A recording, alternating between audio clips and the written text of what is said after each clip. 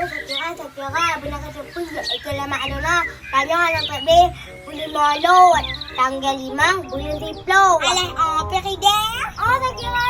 Wah, boleh molot. Tanya mengandungi. Kepang ulai Nabi Muhammad Ragul Ambiya. Allah. No.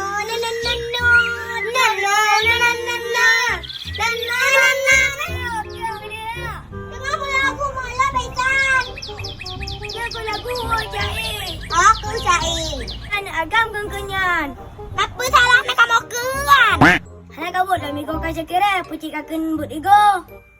Saya kira percik kakun buat igo, kakun kau senin juga deh. Baduk kau senin anak kabut buat lah. Anak doktor yang dacek. No hati wa doktor, pokok ku buat igo. Oh. Anak kata takut kaca kira kabut igo. Apa takut mem berani lon. Deh. Ikan kau kira wati cabut igo, haji suntik dia boleh manggo. Anak kata takut kah? Dah baisan takut lo.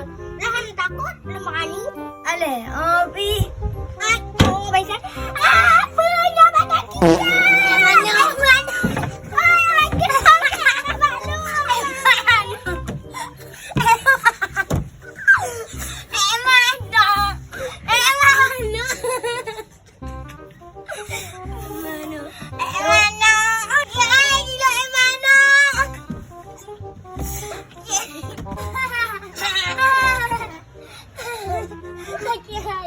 Rano.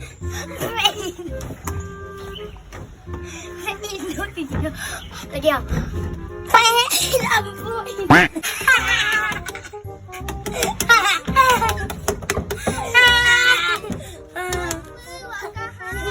Lagi kaya gila mana ano?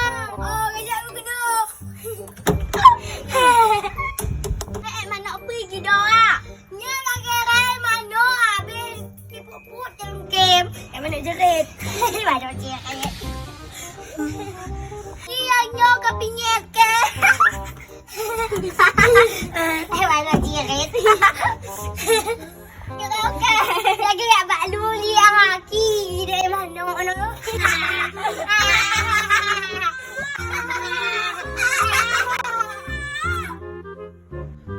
Dikira pada kini wak jingnya tu. Oh, betul. Ay, kok kenapa mana aku kem gule-gule ni.